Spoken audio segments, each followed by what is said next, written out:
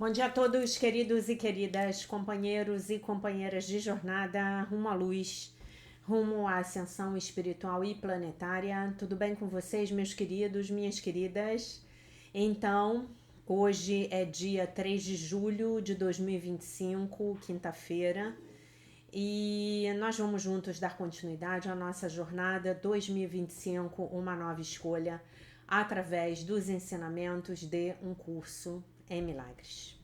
Estamos hoje na lição de número 184, que é a continuação orgânica da lição de ontem. Então, ontem nós declaramos: invoco o nome de Deus e o meu próprio, e hoje nós declaramos: o nome de Deus é a minha herança. Lição 184. E o meu gato está aqui no chão olhando para mim com uma cara de vítima, porque os animais também se vitimizam, né? E vocês sabem que eles se vitimizam para que a gente faça exatamente o que eles querem. O que no caso do meu gato é que eu grave o vídeo com ele no meu colo, porque está frio no Rio de Janeiro, né? O frio do Rio de Janeiro, obviamente, é de 18 graus.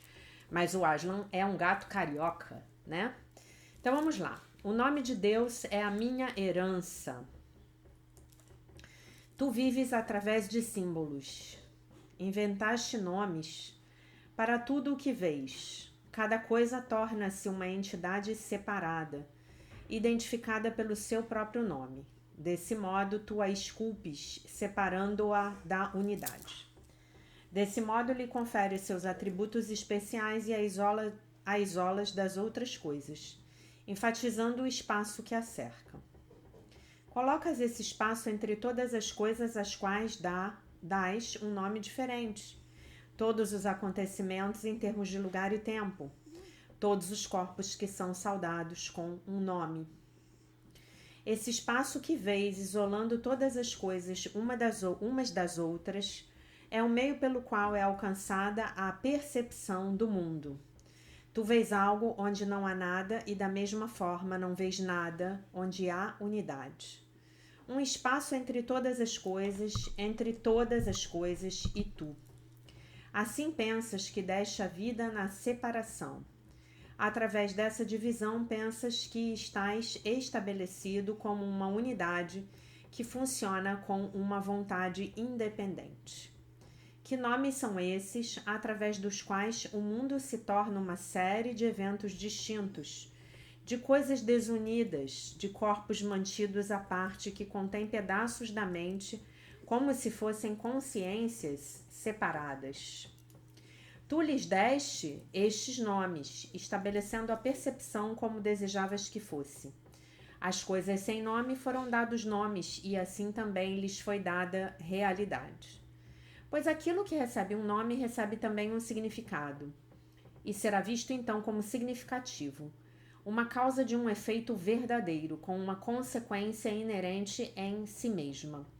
É assim que a realidade é feita através de uma visão parcial, estabelecida propositadamente contra a verdade que foi dada. O seu inimigo é a integridade. Ela concebe pequenas coisas e as contempla. E a ausência de espaço, o sentido de unidade ou a visão que vê de mundo de modo diferente, tornam-se as ameaças que ela tem que vencer, com as quais não pode deixar de ter conflitos e de negar. No entanto, essa outra visão ainda constitui uma direção natural para a mente canalizar a própria percepção. É difícil ensinar à mente milhares e milhares de nomes estranhos. No entanto, acreditas que é isso que o aprendizado significa, que é a meta essencial pela qual se realiza a comunicação, e os conceitos podem ser compartilhados de modo significativo. Essa é a soma da herança que o mundo lega. E todos aqueles que aprendem a pensar que isso é assim, aceitam os sinais e símbolos que declaram que o mundo é real. É isso o que representam. Não deixam nenhuma dúvida de que o que tem nome esteja presente. Pode ser visto tal como foi antecipado. Aquilo que nega que isso é verdadeiro é apenas ilusão, pois essa é a realidade suprema.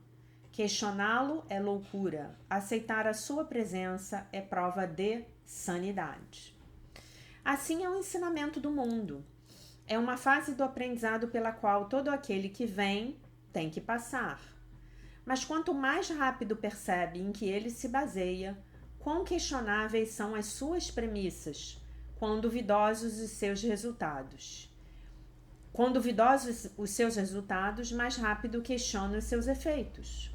O aprendizado que para com o que o mundo ensinaria, para por lhe faltar significado. Posto em seu devido lugar, serve apenas como ponto de partida do qual pode-se iniciar um outro tipo de aprendizado. Ganhar uma nova percepção, e todos os nomes arbitrários que o mundo oferece podem ser retirados à medida em que são questionados. Não penses que tu fizeste o mundo. As ilusões, sim. Mas aquilo que é verdadeiro na terra, assim como no céu, está além dos nomes que dás. Quando chamas um irmão, é ao seu corpo que tu apelas. A sua verdadeira identidade está escondida para ti por aquilo que acreditas que ele realmente é. O corpo do teu irmão, que é o corpo, no caso, o corpo do teu irmão responde ao que usas para chamá-lo, pois a sua mente consente em aceitar para si mesma o nome que tu lhe dás. E assim a sua unidade é duplamente negada, pois o percebe separado de ti. E ele aceita esse nome separado para si mesmo.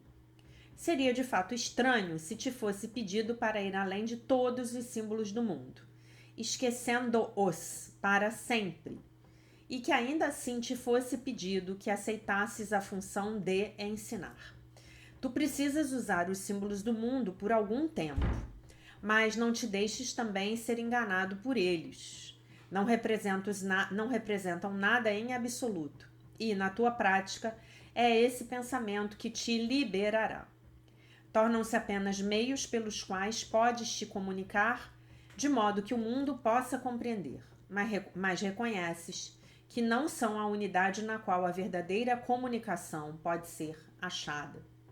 Assim, precisas de intervalos a cada dia em que o aprendizado do mundo se torne uma fase transitória, uma prisão da qual sais para a luz do sol e esqueces a escuridão. Aqui tu compreendes o verbo, o nome que Deus te deu, a única identidade que todas as coisas compartilham, o único reconhecimento do que é verdadeiro.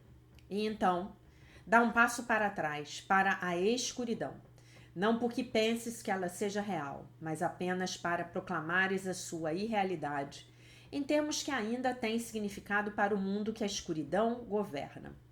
Usa todos os pequenos nomes e símbolos que delineiam o mundo da escuridão, mas não os aceites como tua realidade. O Espírito Santo usa todos eles, mas ele não se esquece de que a criação tem um único nome, um significado e uma única fonte que unifica todas as coisas em si mesma. Usa todos os nomes que o mundo lhes dá, apenas por conveniência. Mas não te esqueças de que eles compartilham o nome de Deus junto contigo. Deus não tem nome. E, no entanto, o seu nome torna-se a lição final de que todas as coisas são uma só. E nessa lição todo o aprendizado termina.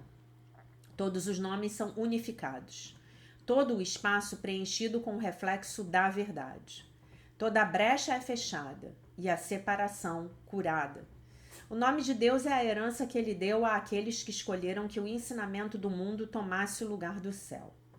Na nossa prática, o nosso propósito é o de deixar que as nossas mentes aceitem o que Deus lhes deu, como resposta à lamentável herança que fizeste, como uma homenagem apropriada ao filho que ele ama.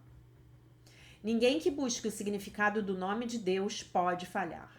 A experiência tem que vir para suplementar o verbo. Mas primeiro é preciso que aceites o nome para toda a realidade e reconheças que os muitos nomes que deste aos seus aspectos distorceram o que tu vês, mas de nenhum modo interferiram com a verdade. Trazemos um único nome à nossa prática. Usamos um único nome para unificar a nossa vista. E embora usemos um nome diferente para cada conscientização de um aspecto do Filho de Deus, compreendemos que eles só têm um nome, o que Deus lhes deu. É esse nome que usamos ao praticarmos. E usando-o, desaparecem todas as tolas separações que nos mantinham cegos. E nos é dada a força para ver o que está além delas.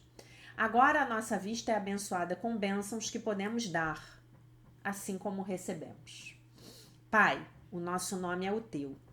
Nele estamos unidos com todas as coisas vivas e contigo, que és o único Criador. Aquilo que fizemos e chamamos de nomes diferentes não passa de uma sombra que tentamos lançar sobre a tua própria realidade. E estamos alegres e gratos porque estávamos errados.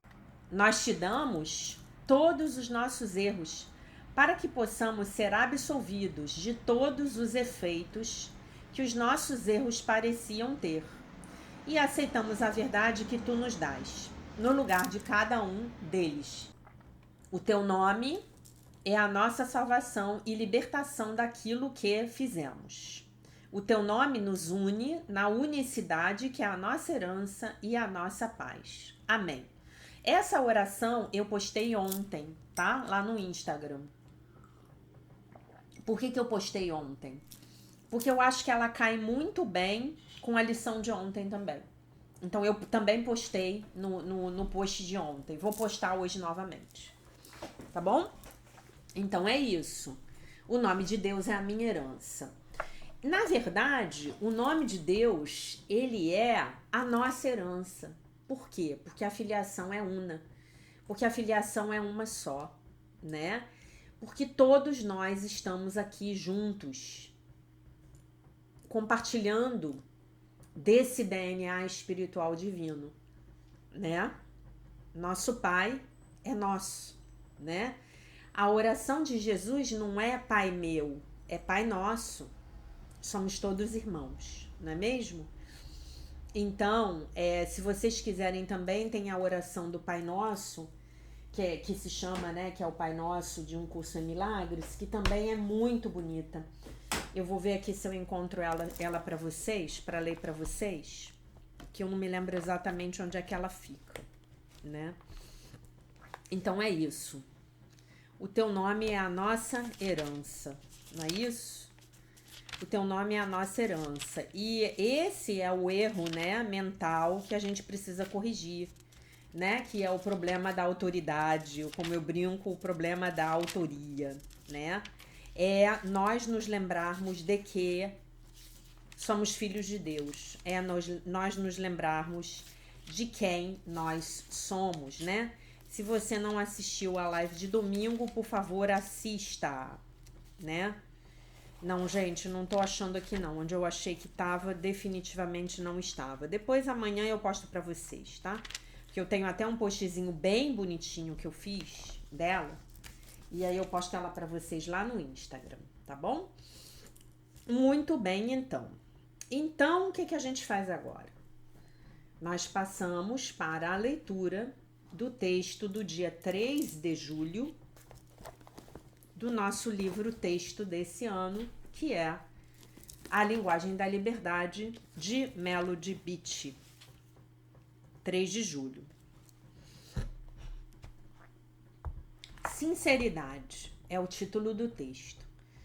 Muito da nossa comunicação pode refletir nossa necessidade de controlar. Dizemos o que achamos que os outros querem ouvir.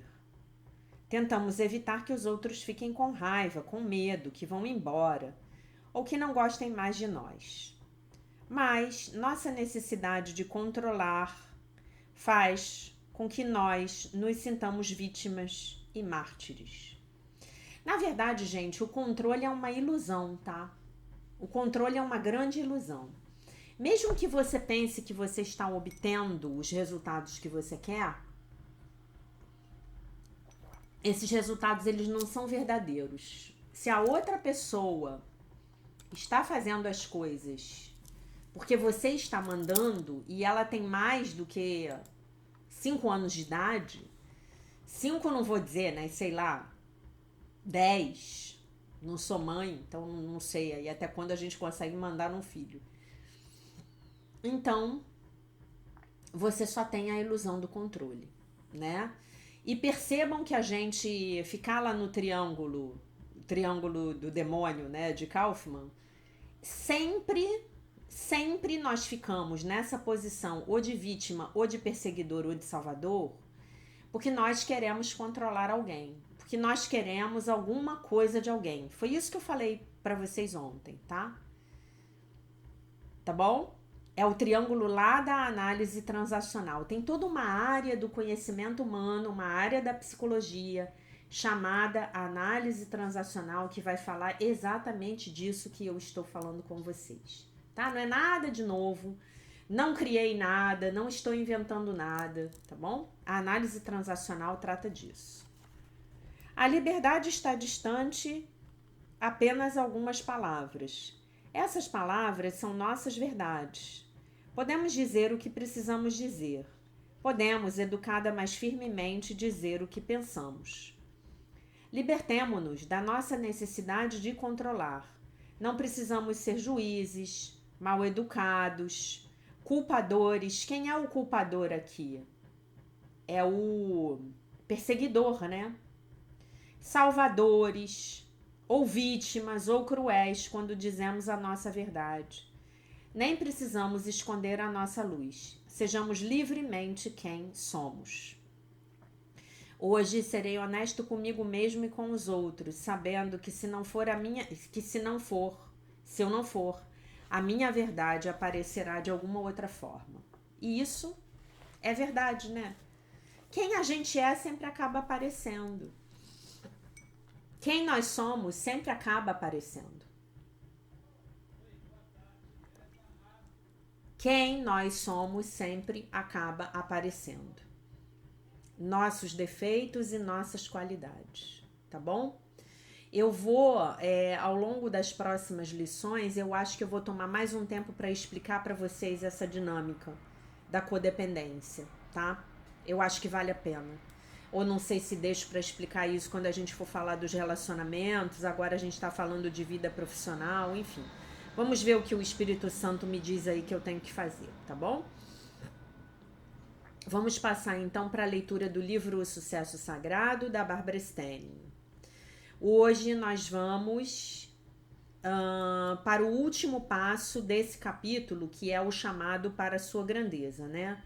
O chamado aí para a sua magnitude, que é o estágio 1 do sucesso sagrado, né? Lembrando que o nome do livro é Sucesso Sagrado, um curso em milagres financeiros.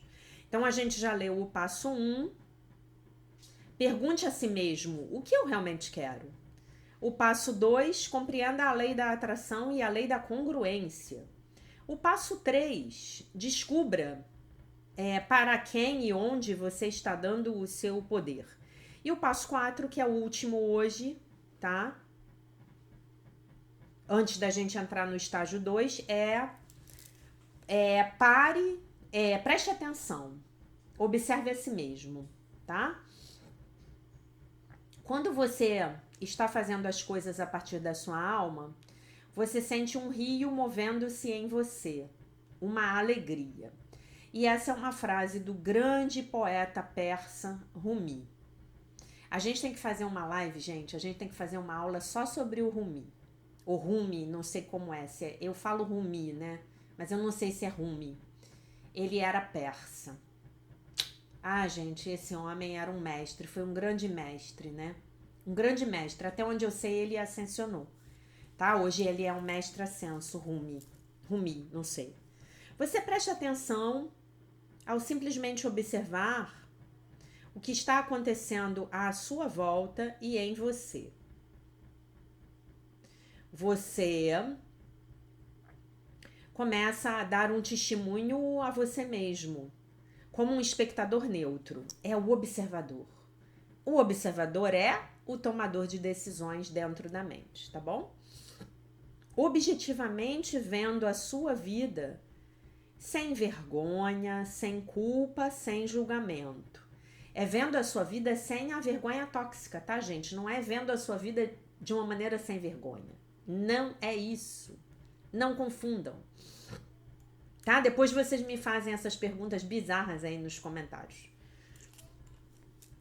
tá? Então você está vendo a sua vida sem a vergonha, sem a culpa ou o julgamento.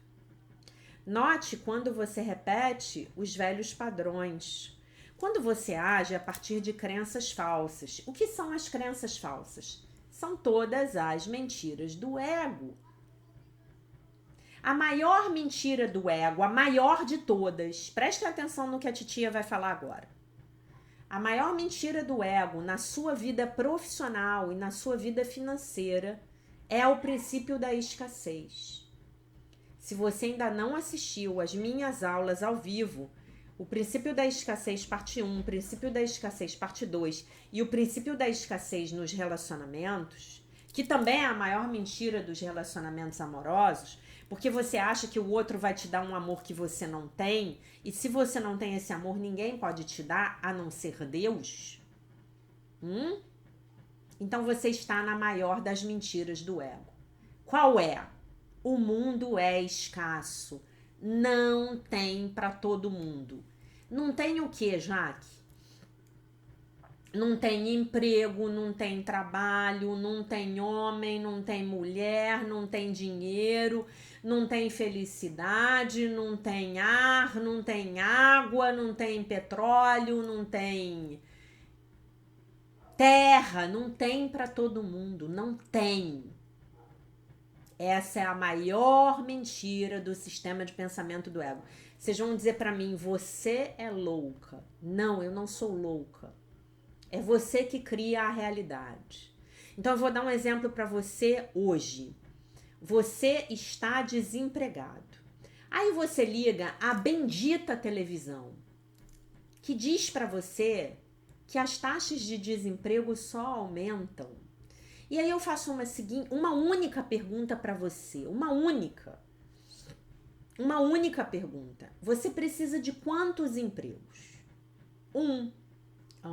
E não tem um emprego para você, para uma pessoa com a sua qualificação. Enquanto você pensar assim, não vai ter mesmo, tá? Jaque, mas não tem homens bons no mundo. Você precisa de quantos homens bons? Bom, em primeiro lugar, você precisa se tornar uma mulher boa, né?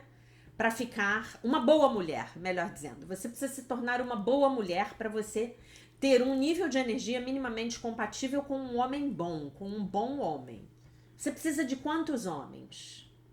Poliamor? Poliamor, que é a maneira mais fácil de você se esconder do seu trabalho de crescimento pessoal? É?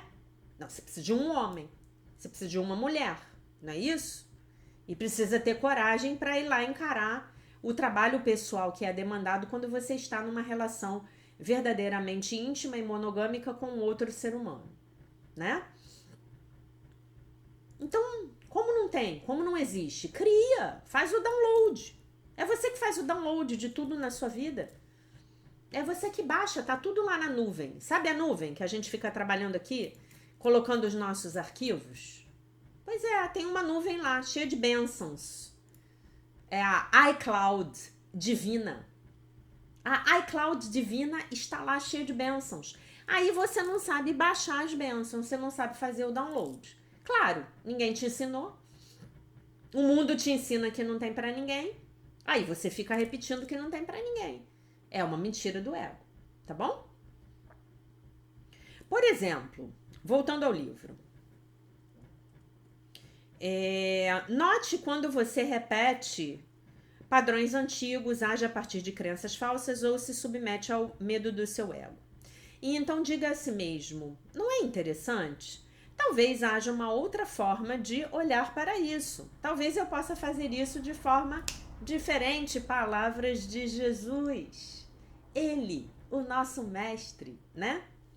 Por exemplo, Noelle, uma profissional da área do trabalho voluntário, que tinha trabalhado em muitas diretorias de organizações sem fins lucrativos, fez uma grande nota num post-it sobre as diferenças entre o ego e a alma.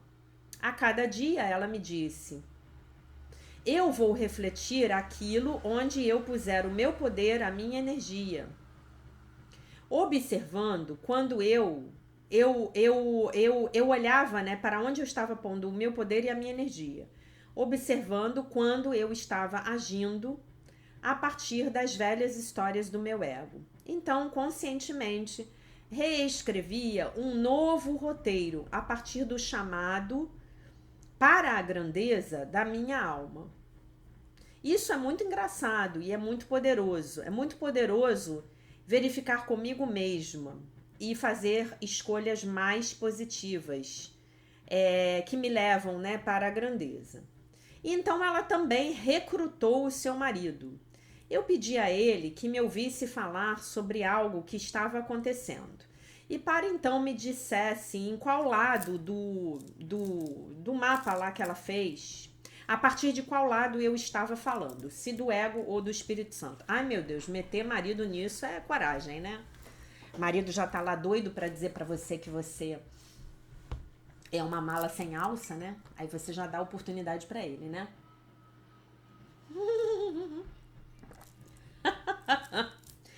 É, o meu marido é muito bom em me ajudar a ver onde eu estou entregando o meu poder ao meu ego e onde eu me abasteço com a grandeza. Esta é uma habilidade crítica, prestar atenção ao observar a si mesmo, ao observar-se a si mesmo, para a gente falar com bastante elegância. Essa é uma grande chave, gente. Essa chave abre infinitas portas nas nossas vidas. É aquela chave mestra da copeira, da camareira do hotel, que eu sempre falo para vocês, é aquela chave que abre todas as portas. É você se observar. O que eu estou falando vem da minha alma ou vem do meu espírito? Esse medo, ele vem da minha alma? Não, o medo não pode vir da alma. Porque essa alma aqui que ela está falando, da qual ela está falando, é o nosso eu superior, está sempre conectado com Deus. É o boneco, é o avatar de jogo que está aqui brincando de desconexão. Ó o boneco aqui, ó. É o boneco. O que nós somos verdadeiramente está eternamente conectado com Deus. Isso é fato, né? Tanto que quando a gente passa para o plano espiritual, a gente deixa esse boneco e a vida continua. A gente deixa o avatar de jogo, a vida continua. Né? Já falei para vocês que os índios norte-americanos, eles têm uma tradição de desapego. Então, como funciona? Quando você faz 50 anos, a cada ano você tem que deixar ir uma coisa que seja muito importante para você. Pode ser uma coisa, pode ser uma situação que eventualmente a vida vai te tirar, né? Pode ser um bem material, pode ser um animal de estimação que eventualmente você vai perder. Então você deixa. Então você pode fazer isso voluntariamente, pelo menos uma vez por ano, tá? Por quê? Porque isso nos ensina a impermanência da vida na matéria. A última coisa da qual nos despojaremos é o nosso corpo físico. Lembro a vocês que eles chamam a passagem de largar o manto para atravessar o rio. Então nós vamos ter que largar esse manto. Concordam comigo? Voltando. O ego sempre começa de forma ocupada, planejando aí muitas atividades, pura distração. E isso é uma forma de autossabotagem. Porque a gente planeja muitas atividades. Porque com muitas atividades nós paramos de prestar atenção em nós mesmos. E essa capacidade de você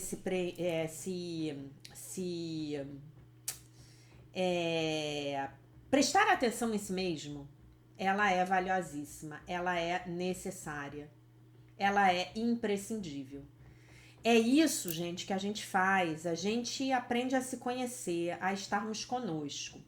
Eu tava perguntando para uma amiga minha, que eu acho que tem honestidade suficiente para ser sincera. Eu falei para ela: você se considera uma pessoa vingativa? Aí ela falou assim pra mim, um pouco. E se alguém tivesse me perguntado, ou se ela tivesse me perguntado, já que você me considera uma pessoa vingativa, eu teria dito um pouco. Um pouco. Eu conheço pessoas que são zero vingativas, né? A Bárbara botou uma mensagem ontem botou um comentário no vídeo. A maior vingança é você ser feliz, que eu falei ontem, né? Mas eu já falei isso várias vezes aqui, gente. Eu me considero uma pessoa vingativa. Eu me considero. Mas eu digo pra vocês que eu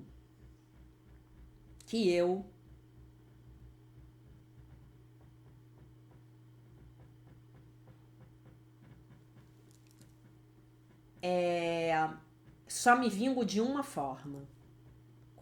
De qualquer que seja a pessoa, né? Eu ainda tô nessa fase. Digamos assim, chegarei numa fase em que isso não me importará mais.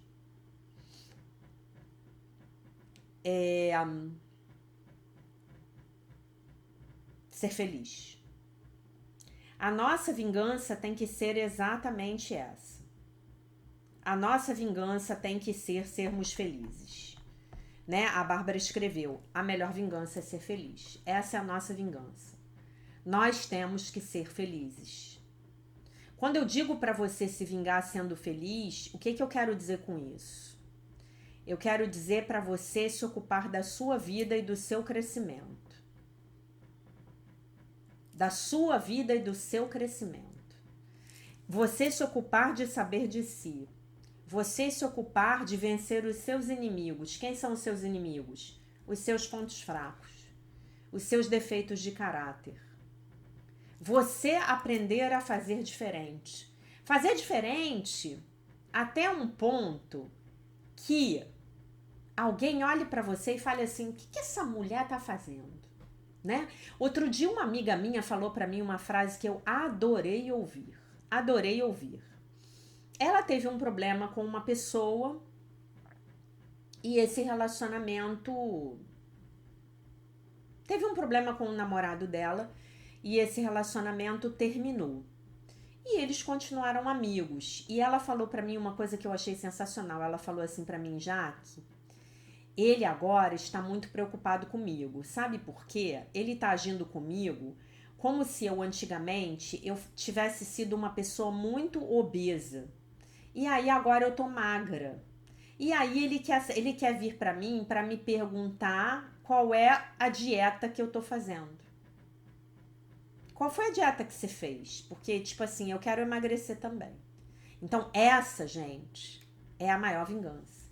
É a pessoa olhar pra você e falar assim, mas qual é a dieta que ela tá fazendo? Eu também quero, né? E aí, a Paula Lourenço ontem escreveu assim, uau, Jaque, que frase poderosa.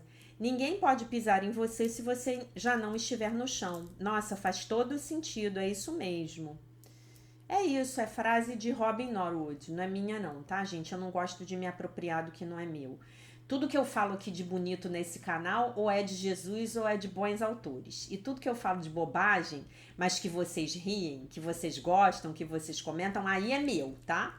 Mas o que é bonito, o que é elegante, é tudo dos autores e de Jesus Cristo, tá? As bobagens são todas minhas, originais. Aí a Ivone botou assim... Deixa eu ler primeiro da Eneida. Em primeiro lugar, muito obrigada pela explicação. Aumentou muito a minha compreensão. Sim, eu vi muitas pessoas sendo vítimas. Óbvio, na infância. Foi assim que ela aprendeu a se vitimizar.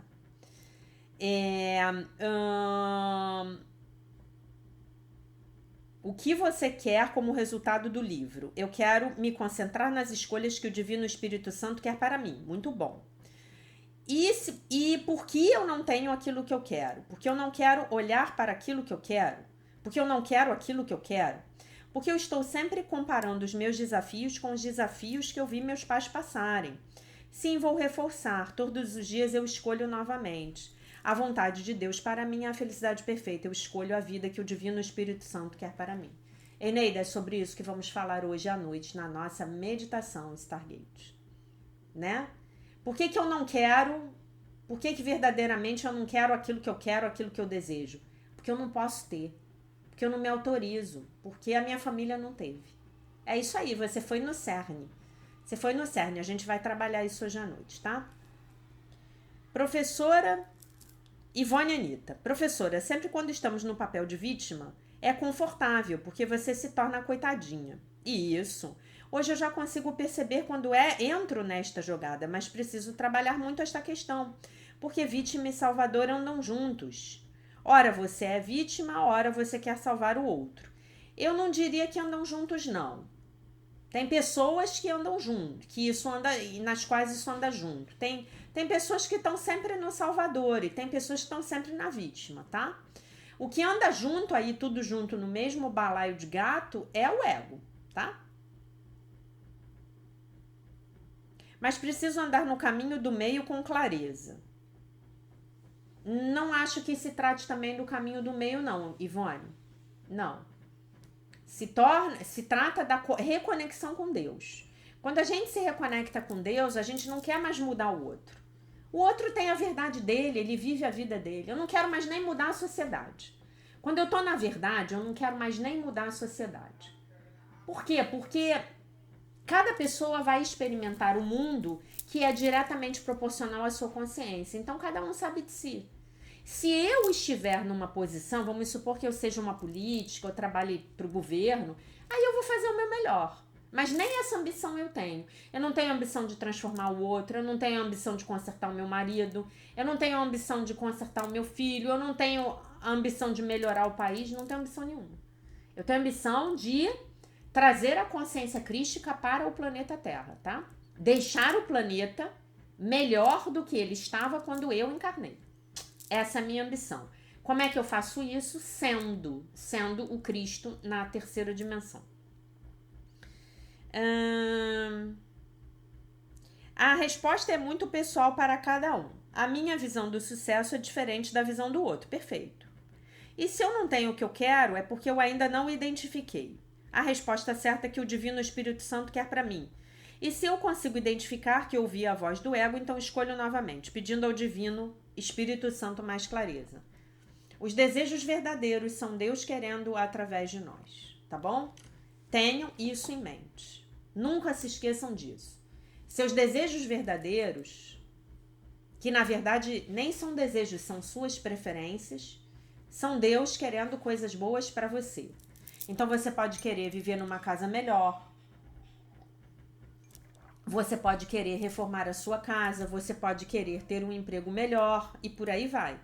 Isso tudo é verdadeiro. O que não é verdadeiro?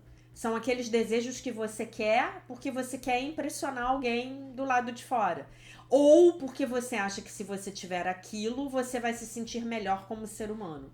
Não, aí é coisa do ego, né? Se eu puser uns peitos de silicone, eu serei melhor. Aí é do ego, gente.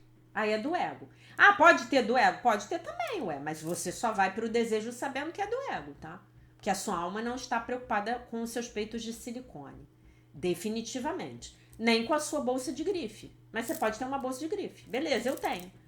Adoro, uso. Daqui a pouco vou sair com uma. Tá? Só não confunda. Mas aí é uma preferência. Se eu não tivesse a bolsa, eu viveria do mesmo jeito muito bem. Obrigada, tá bom? Então, lição 184, o nome de Deus é a minha herança. Vamos à nossa oração. Pai nosso, Pai, o nosso nome é o teu. Nele estamos unidos com todas as coisas vivas e contigo, que és o único Criador. Aquilo que fizemos e chamamos de nomes diferentes não passa de uma sombra que tentamos lançar sobre a tua própria realidade. E agora estamos alegres e gratos porque estávamos errados. Nós te damos todos os nossos erros para que possamos ser absolvidos de todos os efeitos que os nossos erros pareciam ter. E aceitamos a verdade que nos dás no lugar de cada um deles. O teu nome é a nossa salvação e libertação daquilo que fizemos. O teu nome nos une na unicidade que é a nossa herança e a nossa paz. Amém. Pai nosso, o nosso nome é o teu. Que lindo, né? Pai, o nosso nome é o teu. Eu botei o Pai Nosso aqui porque não consigo, né? Pai Nosso, o nosso nome é o teu. O nome de Deus é a minha herança, o nome de Deus é a tua herança. Meu irmão, minha irmã, meu querido, minha querida. Agora, o nome de Deus também é a herança do seu vizinho, aquele. Também é a herança do seu ex-marido e também é a herança da sua ex-mulher. Então, nunca se esqueça disso. Somos todos um, a filiação é una, tá bom? Esse é o tal do Filho unigênito de Deus, totalmente mal interpretado. Tá bom? Então, meus amores, minhas amoras, essa era a lição do dia. Eu deixo vocês com a paz de nosso Senhor Jesus Cristo, com um beijo imenso.